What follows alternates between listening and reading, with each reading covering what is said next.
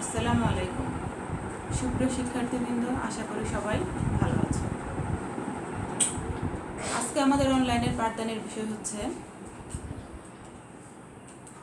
দুইটি ধনাত্মক সংখ্যার গসাগু নির্ণয় করার অ্যালগরিদম এবং ফ্লোচার্ট। দুইটি ধনাত্মক সংখ্যা ধনাত্মক কেন বলা হয়েছে?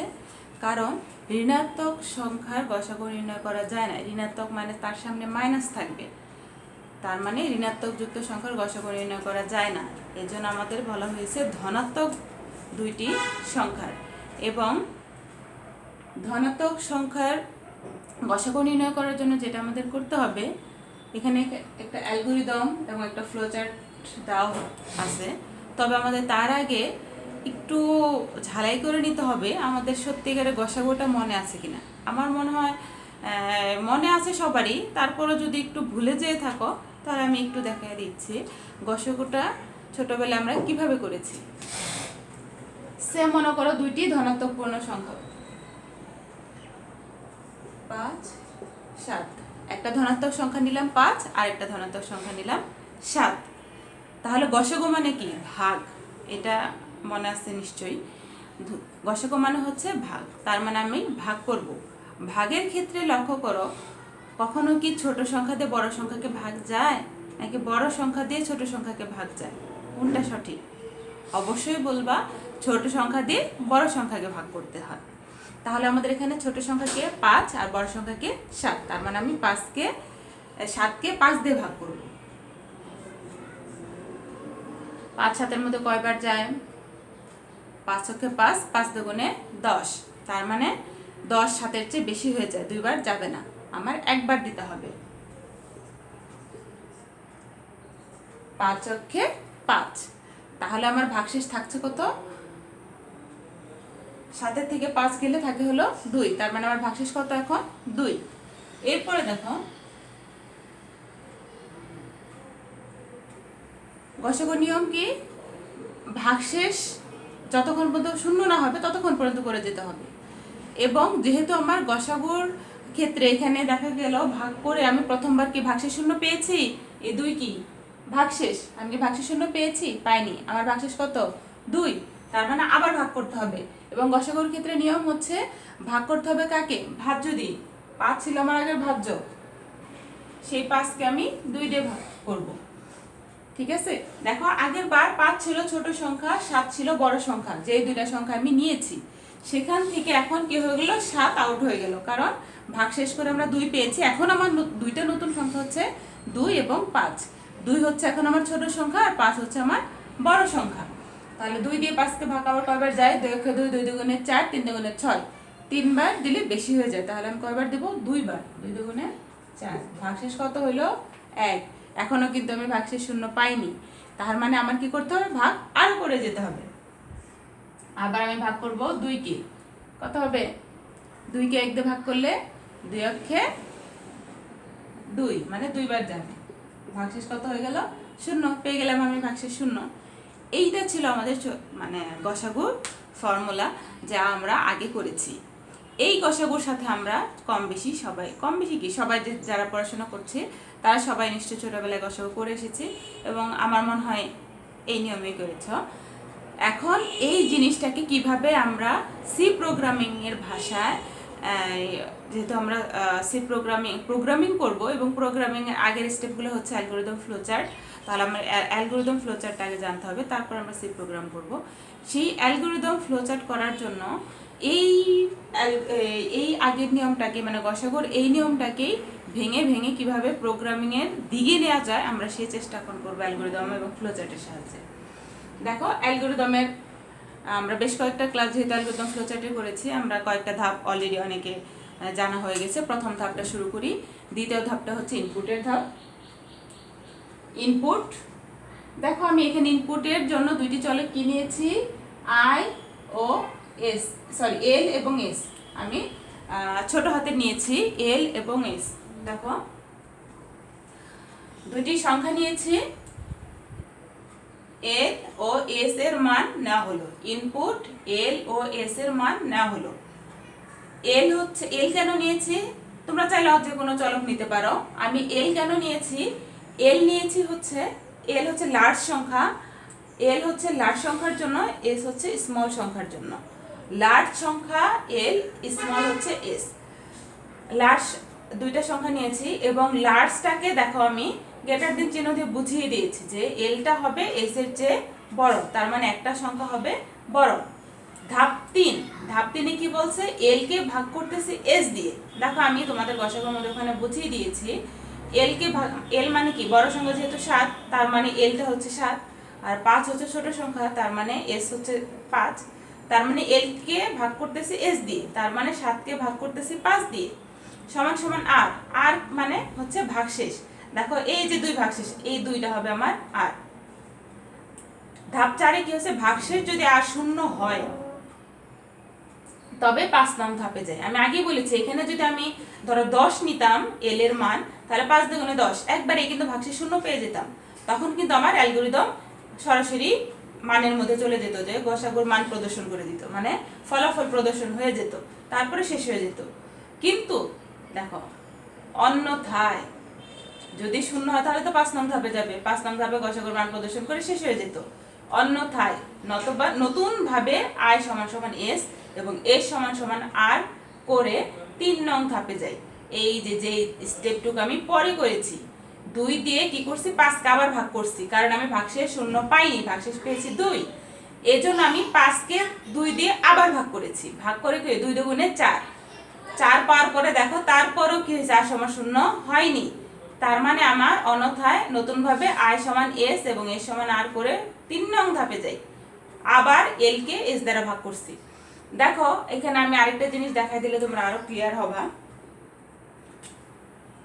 এল ভাগ, এটাকে আমি লিখে দিচ্ছি এই যে তোমাদের ক্লিয়ার হওয়ার জন্য। দেখো 7 হচ্ছে আমার এল আর 5 হচ্ছে আমার এস, এল এবং এস। এই এই জায়গাটায় ভাগ হলো কি, এল কে এস দ্বারা ভাগ করছি, আর এটা হচ্ছে আমার আর, আর সমান কত পাইছি আমি 2, ভাগশেষ 2 পাইছি। এখন দেখো তারপরে ধাপে যে শূন্য হয় তাহলে 5 নং ধাপে যাই, এটা তাহলে 5 নং ধাপে যেত যদি আমি এখানে শূন্য পেয়ে যেতাম। যেহেতু আমি শূন্য পাচ্ছি না, তাহলে আমি কি করব, অন্যথায় নতুন ভাবে এল সমান এস, অন্যথায় নতুন ভাবে এল সমান এস করব। তার মানে 2 দিয়ে আমি কি করব, 5 কে ভাগ করব। যখন আমি 2 দিয়ে 5 কে ভাগ করব তখন কি আর 2 আর থাকবে? তোমরাই বলো, আগে আমার আর ছিল 2 কোন স্টেপে, যখন এল ছিল 7 আর এস ছিল 5, যখন আমার ভাগশেষ 2 পাইছি তখন আর ছিল এই 2 এর মান। এবং যখন আমি আবার ভাগ করব, ভাগশেষ যেহেতু শূন্য পাইনি, তাহলে আমার আবার কি করতে হবে, অন্যথায় আই সমান এস এবং এস সমান আর করে 3 নং ধাপে যাই। 3 নং ধাপে এল ভাগ এস, মানে আমার আবার ভাগ করতে হবে। কি করব আমি, এই আর যখন আমি 2 দিয়ে 5 কে ভাগ করব তখন 2 কার মান হয়ে যাবে, 2 এবং 5 এর মধ্যে ছোট কে, 2 ছোট 5 বড়, তার মানে ছোট সংখ্যা কি হবে এস, তার মানে আরটা কি হয়ে যাবে এস। এইটাই এখানে বলা হয়েছে, এসটা আর হয়ে যাবে, আরটা এস হয়ে যাবে। এবং 5, 2 দিয়ে 5 কে ভাগ করছি, 5 কি বড় সংখ্যা মানে এল, 5 হচ্ছে এল। কি এখানে দেখো এই যে এল সমান এস, তার মানে কি এই 5 ছিল আগে এস, পরে কি হয়ে গেছে এই 5টা এল, আর এই 2 ছিল আগে আর, পরে কি হয়ে গেছে আরটা এস, মানে ছোট সংখ্যা ইন্টারচেঞ্জ হয়ে গেছে, আর এর মান এস এর হয়ে গেছে আর এল এর মান এস এর মান এল এর হয়ে গেছে। এই কথাটা এখানে বলা হয়েছে, এসটা এল হয়ে যাবে, আরটা এস হয়ে যাবে। কতক্ষণ পর্যন্ত ইন্টারচেঞ্জটা হবে, যতক্ষণ পর্যন্ত আর এর মান আমি শূন্য না পাবো। এই যে যতক্ষণ পর্যন্ত আমার এই কন্ডিশন সত্য না হবে ততক্ষণ পর্যন্ত আমি এই কাজ করে যাব। 3 নং ধাপে যাই, যাওয়ার পর একটা সময় দেখো পরের বার আবার কি হয়েছে, এটা আর হয়েছে। যখন আমার এস ছিল 2 আর এল ছিল 5, তখন আমার কি হয়েছে, আর ভাগশেষ কত হয়েছে 1, 1 কার মান, আর এর মান হয়েছে ভাগশেষ আর। এখনো তো আমি আর শূন্য পাইলাম না, যেহেতু 1 হয়েছে, তার মানে আমার আবার ইন্টারচেঞ্জ করতে হবে। এই 3 নং ধাপে আমার আবার যেতে হবে। যখন আমি যাব তখন আর কি হয়ে যাবে, আবার এস হয়ে যাবে, মানে এখন আমার ছোট সংখ্যা কি 1 হচ্ছে এস, আর 2 যেটা আমার আগে ছিল এস, লাস্টে চেঞ্জ হয়ে আরটা এস হয়ে গেছিল, সেই এস এর মানটা হচ্ছে 2, সেই 2টা এখন কি আমার এখন লার্জ বড় সংখ্যা। দেখো আগে ছিল 5 আমার ছোট সংখ্যা, পরের বার 5 হয়ে গেছে আমার বড় সংখ্যা মানে এল, আগে ছিল 2 আর এর মান, এখন হয়ে গেছে 2 এস এর মান ছোট সংখ্যা। পরে আবার চেঞ্জ হয়ে আর হয়ে গেছে 1। তারপরে ওই সময়ে আবার আর যখন আমি আবার ভাগ করব তখন এই 1ই হয়ে গেছে এস এর মান ছোট সংখ্যা, এবং 2 ছিল আগে এস এর মান, সেই 2 হয়ে গেছে পরে আই এর মান মানে এল এর মান মানে লার্জ সংখ্যা। দেখো তাহলে আমি 3 নং ধাপে কতবার গেলাম, আমার এই গসাগুর জন্য আর অন্য মানের জন্য আরো ধাপ যেতে হতে পারে, কিন্তু আমার এই প্রবলেমের জন্য দেখো কয়বার চেঞ্জ করতে হয়েছে। প্রথমে আমি ইনপুট নিয়েছিলাম, তারপরে একবার চেঞ্জ হয়েছে, তারপরে আরেকবার চেঞ্জ হয়েছে। তার মানে আমি এখানে 3টে এস এর মান পেয়েছি। দেখো একবার ছিল 5, একবার ছিল 2, আরেকবার হয়েছে 1। এস এর মান আমি কয়টা পাইছি? 3টা পাইছি। দেখো এই 5 এবং 7 ইনপুটের জন্য। 5 এবং 7 যে ফিক্সড ইনপুট তা কিন্তু না, এখানে কিন্তু আমি এল এর মান 7, এস এর মান 5 ফিক্সড করে দেইনি। আমি আগেই বলেছি একটা স্ট্যান্ডার্ড প্রোগ্রামের জন্য অ্যালগরিদম ফ্লোচার্টে কখনোই মান ফিক্সড করে দেওয়াটা উচিত হবে না। কারণ কি, আমি আবার বলছি স্ট্যান্ডার্ডের জন্য। কারণ কি, তুমি যে কোনো সময় যে কোনো মানের জন্য যাতে কাজ করতে পারো সেভাবে আমাদের প্রশ্নটাকে সলভ করতে হবে। এর জন্য আমি এখানে মান ফিক্সড করে দেইনি, আমি জাস্ট একটা উদাহরণ দিয়ে বুঝাইছি। তুমি এখানে আমি বললাম 5 এবং 10 দিয়ে যদি হতো, আমার একটা ধাপেই 5 দুগুণে 10 মিলে যেত ভাগশেষ 0, এই ইন্টারচেঞ্জের কোনো দরকারই ছিল না। এটাও হতে পারে, ঠিক আছে। এই জন্য গসাগুর মান যে কোনো সময় যে কোনো মানের জন্য তুমি করতে পারো, আর অন্য কোনো মানের জন্য আরও ধাপ বাড়তে পারে। আমার খেয়াল করতে হবে ভাগশেষ 0 হইল কিনা, ভাগশেষ 0 পর্যন্ত আমি করে যাব। এখন দেখো 3 নং ধাপে গেলাম, তাহলে কি দেখছি 3 নং ধাপে আবার ভাগ করছে। ভাগ করে এই ধাপটাই কি একবার, দুইবার, তিনবার, 3টা ধাপ করার পর আমি কি পেয়ে গেলাম এখানে আর সমান 0। আর সমান 3টা ধাপ করার পরে এই যে 0 পাইছি, এই 0টা এখন কার মান? আর এর মান। দেখো যদি আর 0 হয় তবে 5 নং ধাপে যাই। যেহেতু আর 0 পেয়ে গেছি, তাহলে আমি কি এখন 5 নং ধাপে চলে যাব। যেহেতু 0 পেয়ে গেছি, আমি 5 নং ধাপে গেলাম। যাওয়ার পরে কি গসাগুর মান প্রদর্শন। গসাগুর মান প্রদর্শন মানে কি, গসাগুর নিয়ম কি? গসাগুর নিয়ম হচ্ছে যেই পজিশনে ভাগশেষ 0 পাবো, যেই মানে গসাগু তো আমি আগেই বলছি যতক্ষণ পর্যন্ত 0 না পাবো ততক্ষণ পর্যন্ত করে দিতে হবে। তাহলে আমি যেই পর্যন্ত ভাগশেষ 0 না পাবো সেই পর্যন্ত করে যাব। যখন আমি 0 পেয়ে যাব তখন আমার গসাগু শেষ। 0, এই যে 0 পেয়ে গেছি, আমার গসাগু শেষ। এখন আমি কি করব, তাহলে যেই পজিশনে গসাগুর 0 পেয়ে গেছি সেই 0টা হচ্ছে আমার আর এর মান। আর যেই ভাজ্য দিয়ে আমি এই 0টা পেয়েছি সেই ভাজ্যটা মানে এস এর মান কত তখন? 1। এই 1টা হচ্ছে আমার গসাগুর মান প্রদর্শন এবং শেষ করি। যখন আমি গসাগুর মান পেয়ে যাবো তখন তো আমার প্রোগ্রাম শেষ, তার মানে শেষ করি। এই ছিল গসাগু নির্ণয়ের অ্যালগরিদম। অ্যালগরিদমটা যারা ভালোভাবে বুঝবে, আমি উদাহরণ দিয়ে যেহেতু বুঝিয়ে দিয়েছি, তাদের কাছে ফ্লোচার্ট কোনো ঘটনাই না, যেহেতু এর আগে আমরা ফ্লোচার্ট অনেক করেছি। আমি দেখো বারবারই দেখো অ্যালগরিদমগুলো বাংলায় লিখলাম আর ফ্লোচার্ট ইংরেজিতে, কারণ আমি বলছি অনেকে ইংরেজিতেও লিখতে পারো, বাংলায় লিখতে পারো। এই জন্য আমি দুইটা আইটেমই আমার লেকচারে দেখানোর চেষ্টা করি। এখানে দেখো ফ্লোচার্ট স্টার্ট, এটা আমরা সবাই জানি। ইনপুট এল এবং এস এর মান নিয়েছি।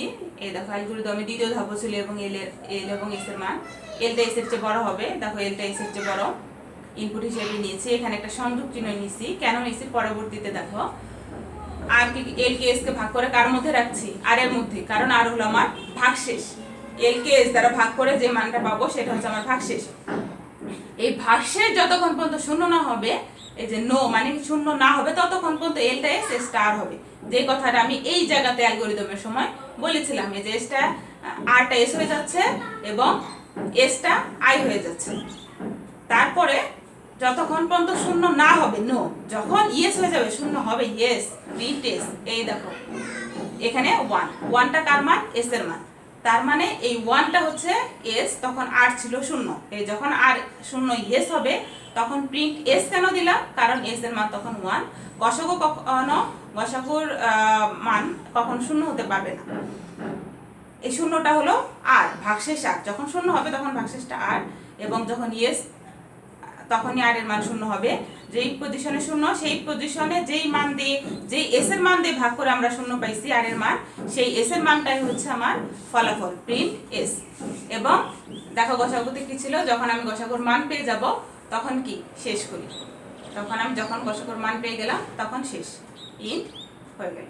এই এই এবং কেন এখানে সংযোগ দিচ্ছে, এই দেখো নো হয়ে এটা ইন্টারচেঞ্জ হয়ে সংযোগে যাবে, কেন এই দেখো 5 নং, আর যদি শূন্য হয় তবে 5 নং ধাপে যায়। এই যে যদি শূন্য হতো তাহলে প্রিন্ট এস হয়ে যেত, কিন্তু অন্যথায় নতুন ভাবে এল সমান এস এবং এস সমান আর করে 3 নং ধাপে যায়। এই যে 3 নং ধাপে যাচ্ছি, এইটাই হচ্ছে যতক্ষণ পর্যন্ত নো হবে ততক্ষণ পর্যন্ত সংযোগ চিহ্ন আসবে এবং আবার ভাগ করবে, আবার আর এর মান শূন্য কিনা চেক করবে, আবার ইন্টারচেঞ্জ করবে মানগুলা, আবার সংযোগে যাবে, আবার এভাবে যতক্ষণ পর্যন্ত নো হবে ততক্ষণ পর্যন্ত ইন্টারচেঞ্জ করে করে সংযোগে যাবে এবং ভাগ করতে থাকবে। এইটা হলো আমার সার্কেল, লুপ লুপ ঘুরতে থাকবে এবং যখন আমি ইয়েস হয়ে যাবে তখন প্রিন্ট টেস্ট করে শেষ করে দিব।